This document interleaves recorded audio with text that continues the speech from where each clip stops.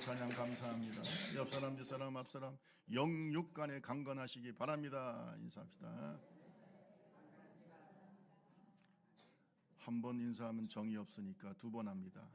한 번 더 인사합니다. 말씀에 큰 은혜 받으시기 바랍니다.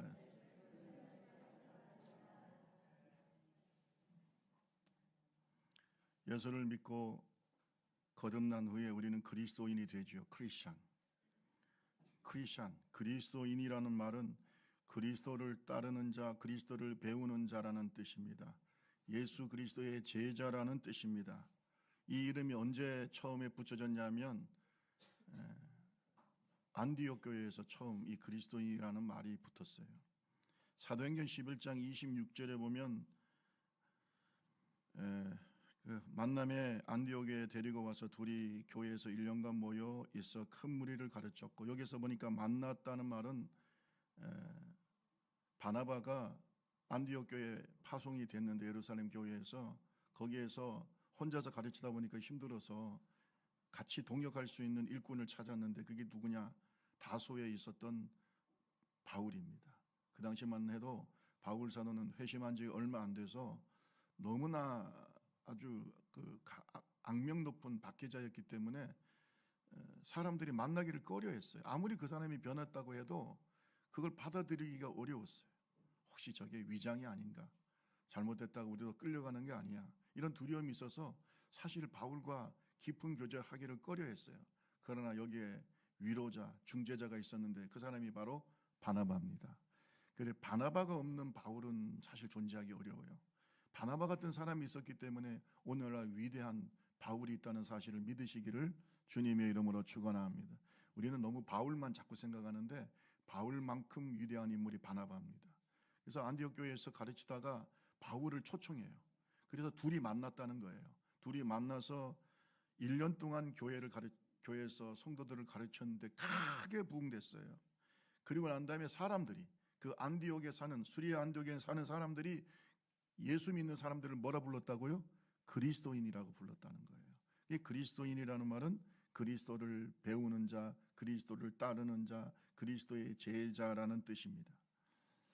자, 여러분, 우리는 그리스도인입니다.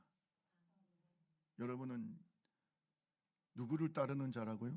예수를 따르는 자, 예수를 배우는 자, 예수의 제자입니다. 그게 그리스도인이에요. 그러면 우리가 그리스도인이 되고 난 다음에 생각이 바뀌게 되는 거예요. 삶의 목적이 바뀌게 되는 거예요. 마음의 소망이 바뀌게 됩니다.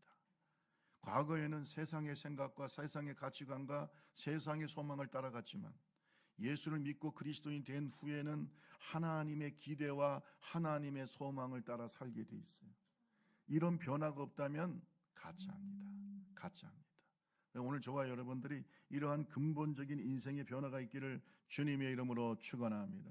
이런 말이 있어요. 생각이 바뀌면 습관이 바뀌고 습관이 바뀌면 운명이 바뀐다. 우리가 어떤 소망을 갖고 사느냐에 따라서 내 인생의 운명이 바뀌죠. 당연히 바뀌게 되는 겁니다. 아프리카 가봉에서 원주민을 치료하는 의료봉사 활동을 해서 그 공로로 노벨 평화상까지 수상했던 슈바이처 박사는 이런 말을 했어요. 성공의 비결이 뭔 줄 아십니까? 소망을 잃지 않는 것입니다. 여러분, 슈바이처 박사의 마음의 소망은 하나님이 주신 거였어요. 그 비전을 하나님이 주셔서 그는 아프리카까지 가서 의술을 베풀면서 거기에서 많은 사람들을 주님 앞으로 인도하고 치료한 줄로 믿습니다. 청각 장애인으로서 사회복지 사업을 하면서 여성과 노동자 등 소외된 사람들의 인권을 위해서 열심히 활동했던 헬렌 켈러 여사를 여러분 아실 겁니다. 이분은 정말로 믿음직한 그리스도인이었어요. 그는 이런 말을 합니다. 참된 소망은 모든 일을 가능케 한다. 따라합시다. 참된 소망은 모든 일을 가능케 한다. 그는 청각 장애인인데도 불구하고 큰 일을 했어요. 비장애인들이 정상적으로 또 건강한 분들도 할 수 없는 큰 일들을 감당했어요. 그래서 이 헬런 켈러의 마음속에 있던 그 참된 소망은 누가 주신 걸까요? 하나님이 주신 소망이에요. 여러분 마음속에 있는 소망은 누가 준 겁니까? 여러분의 욕망에서 나온 겁니까? 아니면 세상적인 성공을 위한 것입니까? 아니면 하나님이 주신 겁니까? 시편 71편 5절 말씀에 보면 이런 말씀이 있어요. 주 여호와여, 주는 나의 소망이시요 내가 어릴 때부터 신뢰한 이시라. 따라합시다. 하나님이 나의 소망이시다. 하나님이 주신 소망이 있어야 돼요. 하나님이 주신 비전이 있어야 돼요. 그 소망과 그 비전이 저와 여러분을 끌고 가야 돼요. 그 소망이 우리의 삶의 목표가 돼야 돼요. 여러분의 소망은 뭡니까? 목사님, 여기에서 잘 먹고 잘 살고, 또 집도 넓히고 자녀들도 잘 되고, 여러분, 그것은 세상 사람들의 소망과 다를 바가 없어요. 하나님이 주신 소망이 있기를 바랍니다. 하나님이 주신 소망이 있기를 바랍니다. 우리 옆 사람하고 인사합시다. 하나님이 주신 소망이 있습니까? 시작.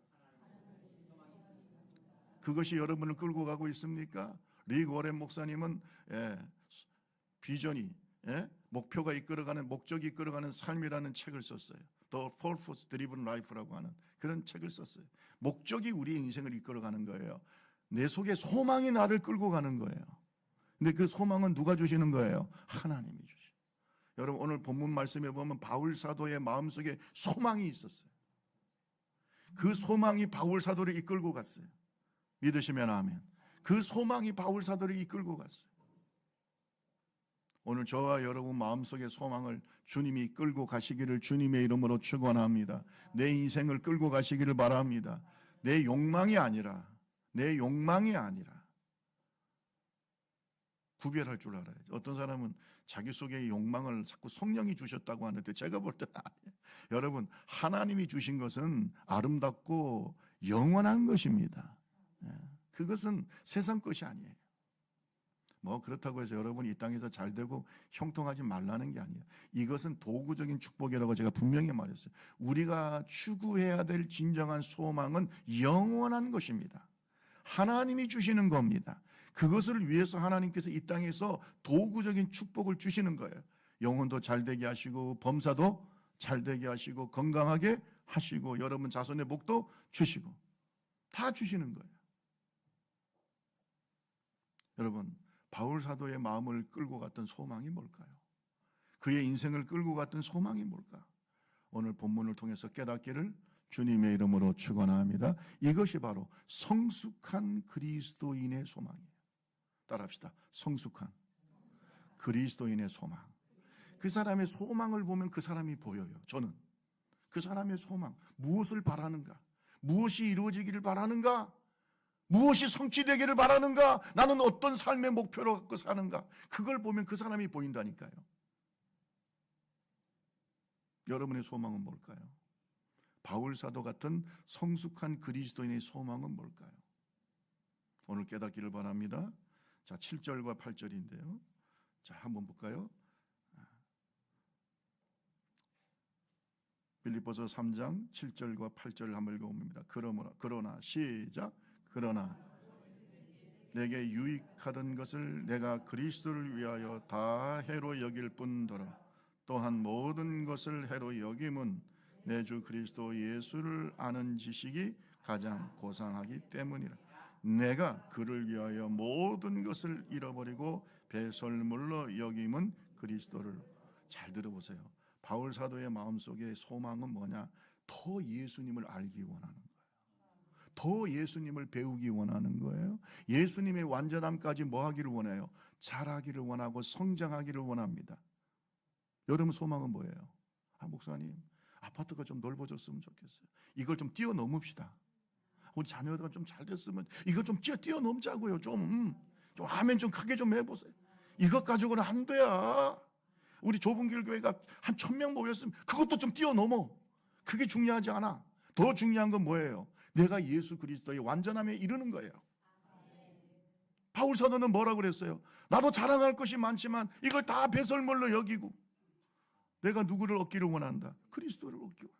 그리스도의 완전함에 이르기를 원한다. 이 사람이 행복한 사람이야. 성숙한 사람이야. 오늘날 한국교회가 메마르게 찾는 사람이 누군 줄 아세요? 성숙한 그리스도인이에요. 어디 가서 만나봐도 다 미숙해. 다 부족해. 물론 다 죄인이니까 부족하죠. 그런데 부족해도 옛날에 이런 말 많이 하더만 부족해도 너무 부족해. 너무 부족해. 그런 사람이 지도자라고 앉아있으니, 예? 저도 부족합니다. 물론 제가 완전하다는 게 아니야. 그러나 우리가 소망해야 될 게 뭐냐 이거예요. 예? 소망해야 될 게 뭐예요, 여러분? 큰 교회 다닌다고 자랑합니까? 그게 소망입니까? 예? 아이고 나는 어떤 여의도 순복음교회 세계에서 제일 큰 교회 다닌다. 그게 소망입니까? 소망은 예수 그리스도의 완전함에 내가 얼마나 이르렀느냐가 소망이에요. 그게 바울사도의 소망이야. 여러분, 예수 믿기 전에, 예수님을 만나기 전에 바울도 그 당시 유대 사회가 추구했던 소망을 따라 살았어요. 그래요, 안 그래요? 오늘 얘기하잖아요. 나도 자랑할 것이 많은 사람이야.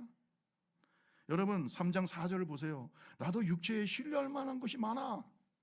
로마 시민권을 갖고 있어. 그리고 다른 이들보다 난 더 많은 자랑할 것이 있어. 나는 8일 만에 할례도 받았어요. 이스라엘 족속이요 베냐민 지파요 히브리인 중에, 이게 무슨 뜻이에요? 웬만한 히브리인보다 훨씬 나은 히브리인이라는 거예요. 예, 율법으로는 바리새인이요 열심으로는 교회를 박해하는 자고 율법의 의로는 뭐가 없다? 흠이 없는 자. 왜 그랬을까요? 그는 그 유대 사회에서 인정받기를 원했어요. 출세하기를 원했어요. 그게 그의 소망이었어요. 그래서 열심히 교회도 박해했어요. 여러분 얼마나 이 사람이 열심히 인생을 살았냐 하면 당시 대제사장들이 이 바울 사도를 인정했어요. 왜? 가말리엘의 문화생이었고, 가말리엘은 그 당시 최고의 율법사입니다. 그래서 정말 신뢰했어요. 그래가지고 다메섹까지 예수 믿는 사람들을 박해하러 가는데 권리를 줬어요. 권세를 줬어요. 누가? 제사장들이. 여러분 바울 사도는 그 당시로 볼 때는 출세가 보장된 젊은이였어요. 그런데 가다가 누구를 만나요? 부활하신 예수님 만나고 하는데 다 버렸어.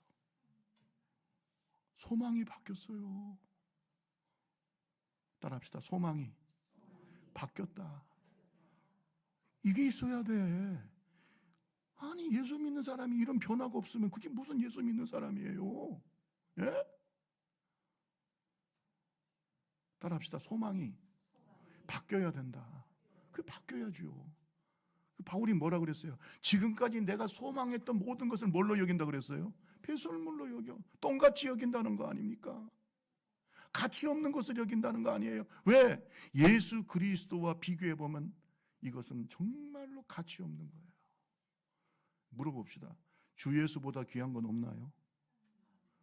정직하게 좀 대답해 보세요.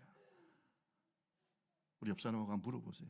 주님, 주 예수보다 귀한 것은 없나요? 하고 물어보세요. 시작. 아니 정직하게 대답해봐요. 속으로 말하지 말고 속으로. 어떤 사람은 참 뻔뻔하게 거짓말하더만. 주 예수보다 더 귀한 것이 없다고 말은 해. 주 예수보다도 귀한 것은 없네. 이 세상 부귀와 바꿀 수 없네. 주 예수보다도 아이고 목이 마르네.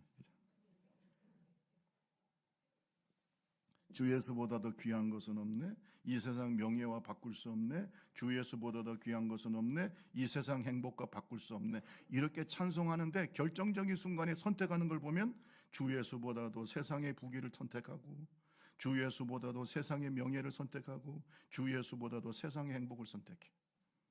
솔직히 그게 한국 교회의 문제예요. 이런 걸 우리가 뭐라 불러요? 외식적이라고 하는 거예요.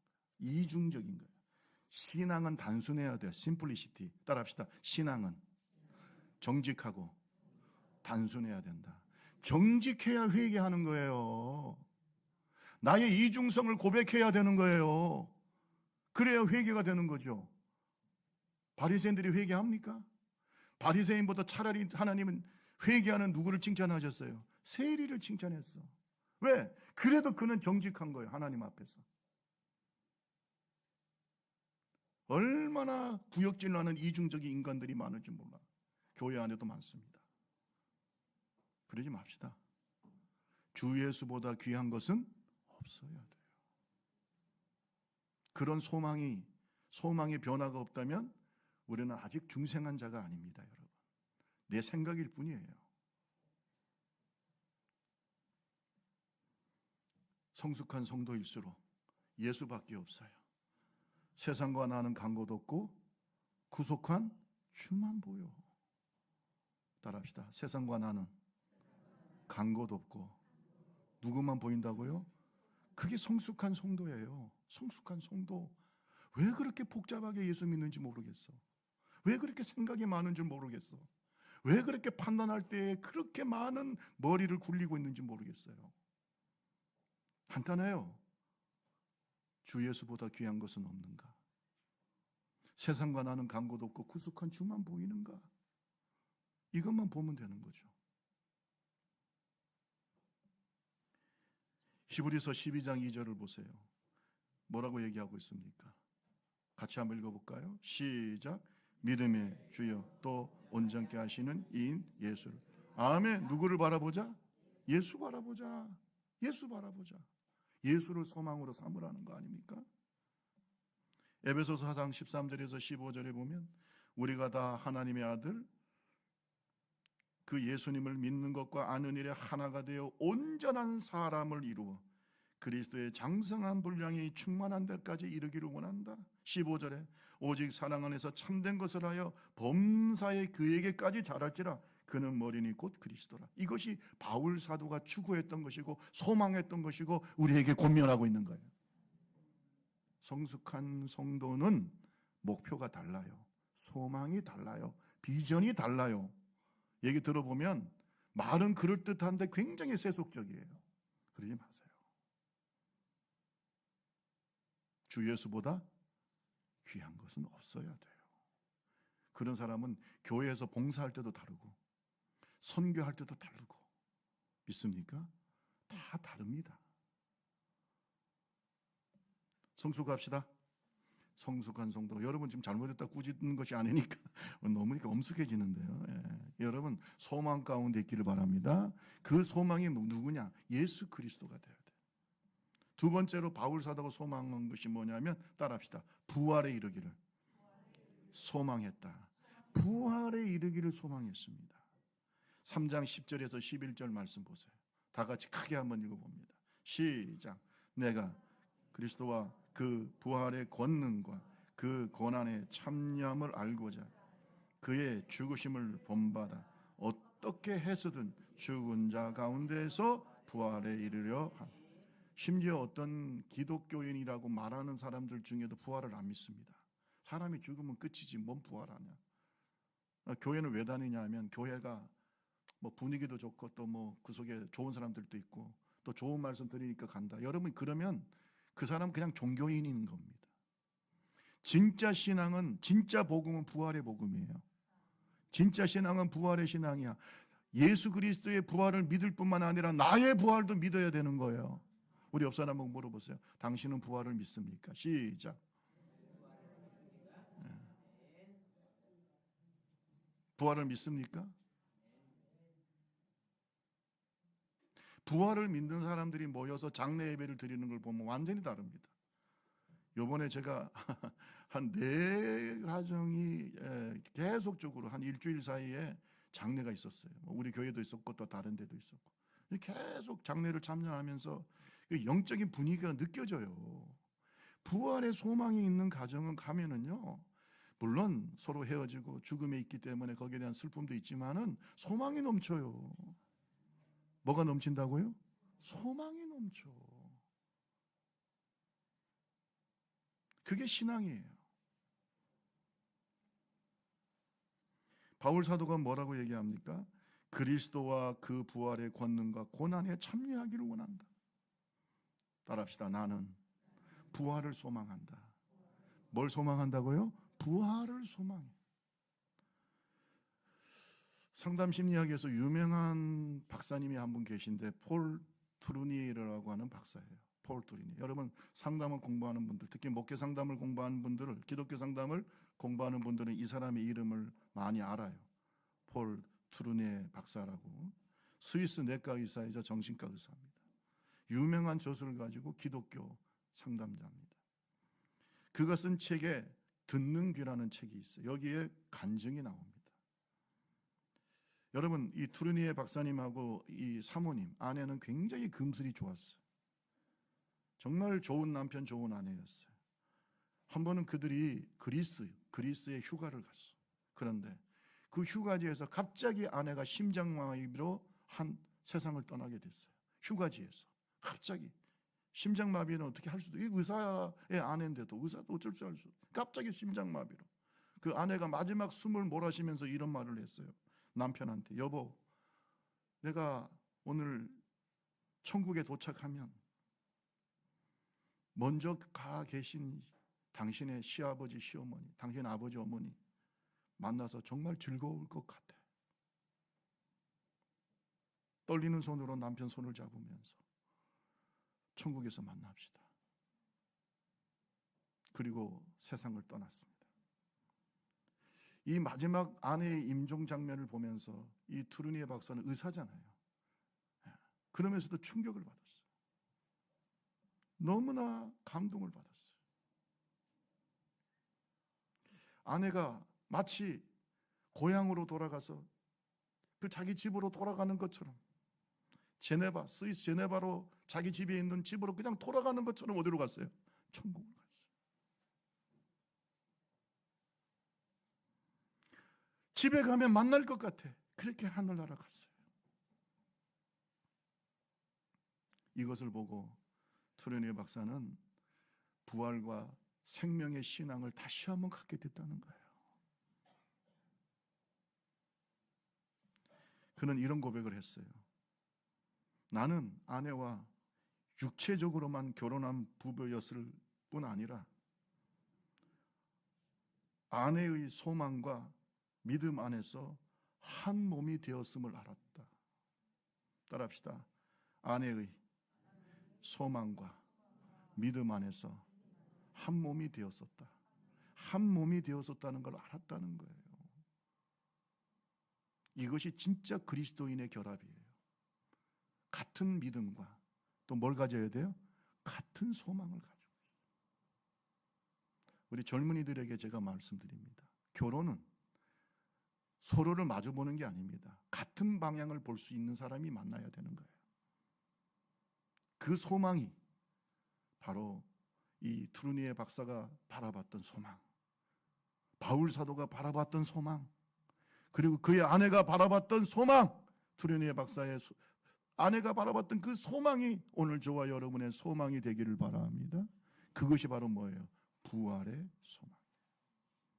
성숙한 신자들은 소망이 다릅니다. 예수를 소망합니다. 두 번째 뭘 소망한다고요? 부활을 소망해요. 부활의 소망은 내가 갖고 싶어서 갖는 게 아니에요. 에베소서 1장 13절 14절에 보면 성령의 인침이 있어야 돼요. 우리 같이 한번 읽어볼까요? 에베소서 1장 13절 14절. 그 안에서, 시작, 그 안에서 너희도 진리의 말씀 곧 너희의 구원의 복음을 듣고 그 안에서 또한 믿어 약속의 성령으로 인치심을 받았으니 이는 우리 기업의 보증이 되사 그 얻은 그의 영광을 찬송하게 하려. 아멘. 우리 영원한 천국의 보증으로 뭘 보내주셨다고요? 성령을 보내주셨어요. 그 성령의 인침이 있어야 이것이 하늘나라의 소망이 되고 부활의 소망이 되는 거예요. 그래서 내가 갖고 싶어서 노력해서 부활의 소망을 갖는 게 아니라 성령의 인침을 받은 사람은 속에서 부활의 소망이 우러나는 줄로 믿습니다. 그래서 순교도 할 수 있는 거예요. 따라합시다. 성령의 인침. 그래서 하나님이 도장 찍는 거지 사람이 찍는 게 아니에요. 여러분 마음속에 성령의 인침이 있기를 바랍니다. 여러분의 마음 성전에 성령이 계시기를 바랍니다. 그 성령이 여러분에게 부활의 보증이 되기를 바랍니다. 고린도후서 1장 21절 22절에 보면 우리를 너희와 함께 그리스도 안에서 굳건하게 하시고 우리에게 기름을 부으시는 하나님이시니 그가 또한 우리에게 인치시고 보증으로 우리 마음에 뭘 주셨다? 성령을 주셨느니라. 성령이 있습니까? 성령의 도장이 있어요? 여러분 이것이 우리에게 뭐가 된다고요? 부활의 보증이 된다. 천국의 보증이 된다. 세속적인 사람들은 세상에 소망을 둬요. 무엇을 먹을까, 무엇을 마실까, 무엇을 입을까, 우리 자식들이 얼마나 잘 됐냐. 여러분, 그런 것은 세상과 함께 사라지는 것들입니다. 시편 90편 3절에서 6절 말씀에 보면 주께서 사람을 티끌로 돌아가게 하시고, 4절에 보면 주의 목전에서 천년이 지나간 어제 같으며 밤의 한순간 같을 뿐이라고 그랬어요. 그리고 인생에 대해서 말하기를 시편 90편 5절에 보면 잠깐 자는 것 같으며 아침에 돋는 풀 같다고 그랬어요. 인생은, 그 인생의 세상의 소망은 어떻게 해요? 잠깐 있다가 사라지는 거예요. 강간하면 몇 살이에요? 80. 여러분, 죽을 때 뭐 하나 가져가는 거 봤습니까? 옛날에는 그래도 죽으면은 뭐 자기가 누울 뭐 요만한 뭐 한 평 땅이라도 있다고 그러는데 요즘은요 다 뿌려버려. 또 없어요, 그것도. 예? 여러분, 그게 사라질 세상에 소망 두지 마세요. 우리는 영적인 존재예요. 하늘의 소망을 가집시다. 부활의 소망을 가집시다. 우리 옆 사람 손잡고 한 번만 더 얘기하세요. 천국에서 만납시다. 시작. 아니, 천국에서 못 만날 신앙을 왜 합니까? 우리가 그런 필요 없어요. 여러분. 소망 가운데 성숙한 그리스도인은 소망이 있다 깨닫기를 주님의 이름으로 축원합니다. 성숙한 그리스도인의 소망이 뭔 줄 아세요? 부름의 상이에요. 내 인생과 내 수고가 헛되지 않아. 왜? 상이 있어요. 성경을 한번 볼까요? 3장 12절에서 14절 말씀에 너무나 유명한 말씀이죠. 빌립보서 3장 12절 14절 내가 이미 얻었다함도 아니요 온전히 이루었다함도 아니라 오직 내가 그리스도 예수께 잡힌 바 된 그것을 잡으려고 달려가노라. 13, 14 시작. 형제들아 나는 아직 내가 잡은 줄로 여기지 아니하 오직 한 일 즉 뒤에 있는 것을 잊어버리고 앞에 있는 것을 잡으려고 표대를 향하여 그리스도 예수 안에서 하나님이 위에서 부르신 부름의 상을 위하여 달려간. 여러분, 우리에게는 부름의 상이 있어요. 내 인생이 헛되지 않아. 세상에 소망을 두고 세상에서 뭔가 위로와 모든 상을 이 땅에서 받으려고 하면 사라지는 거예요. 옛날 바울 사도 시대 때 올림픽이 있었어요. 그때 마라톤이 항상 꽃입니다. 모든 올림픽의 꽃이 뭐예요? 마라톤이에요. 그 마라톤에서 우승하면 머리에다가 월계관을 씌워줬습니다. 그런데 이 월계관이라는 것은 시간이 지나면 어떻게 돼요? 다 썩고 사라져버리는 거예요. 그걸 얘기하는 거예요. 세상의 모든 상과 면류관은 어떻게 돼요? 내가 죽는 순간 어떻게 해요? 다 사라져버리는 거예요. 그러나 하나님이 주시는 면류관, 하나님이 주시는 부름의 상은 이 땅에서도 축복이고 영원한 거예요. 금생에도 축복이 있고 내생에도 축복이 있어. 그 부름의 상을 향하여 내가 달려간다는 거예요. 그래서 성숙한 그리스도인은 목표가 달라요. 상이 달라요. 추구하는 것이 달라요. 나는 부름의 상을 향하여 쫓아간다. 김상명 목사는 부름의 상을 향하여 쫓아간다. 여러분도 부름의 상을 향하여 쫓아가십시다. 마지막으로 한 사람 옆 사람 좀 얘기해 보세요. 우리 부름의 상을 향하여 쫓아갑시다. 시작. 뭘 향해서 달려가야 돼? 우리의 목표가 뭐예요? 물론 세상 사람들은 내가 이 땅에서 잘 되고 명예를 얻고 권력을 얻고, 여러분 지금도 올림픽을 금메달 따려고 얼마나 노력합니까? 하지만 그 금메달도 내가 죽으면 사라져 버리는 거예요. 썩어질 면류관이다 이 말이에요.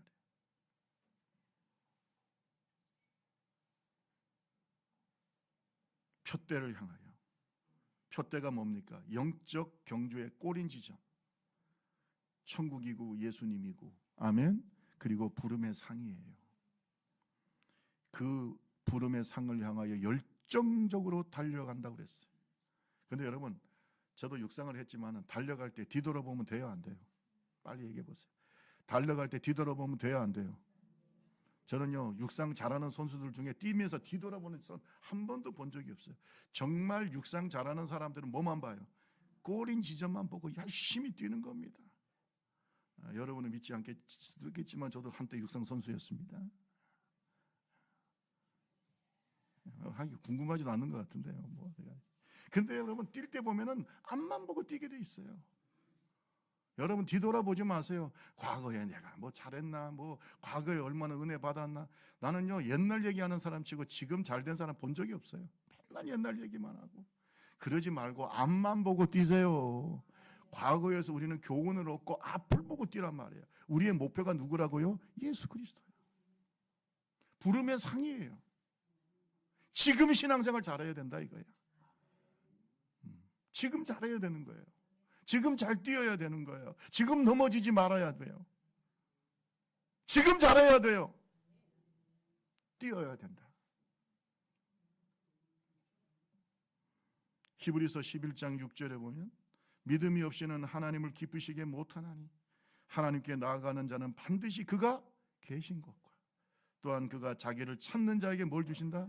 상 주시는 이심을 믿어. 반드시 부름에 상이 있어요. 이 땅에서도 상이 있고 하늘나라에도 상이 있어. 저는 그래서 예수 3대 잘 믿으면 복 받는다는 거짓말 아닙니다. 진짜 하나님이 함께 하세요.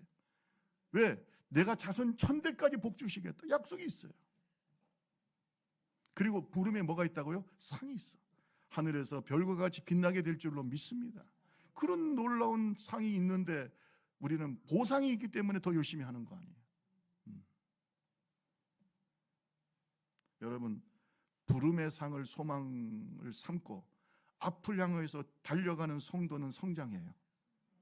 앞을 향해서 달려가는 성도는 절대 교만하지 않습니다. 앞을 향하여 달려가는 성도는 한 번 넘어져도 절망하지 않고 다시 일어나요. 그것이 부름의 상을 향하여 쫓아가는 성숙한 성도의 모습입니다. 하나님께서 이 부름을 향하여 상을 향하여 쫓아가는 저와 여러분들에게 시들지 않고 썩지 않는 영광의 면류관을 주실 줄로 믿습니다. 디모데후서 4장 7절 8절 우리 다 같이 읽고 마치겠습니다.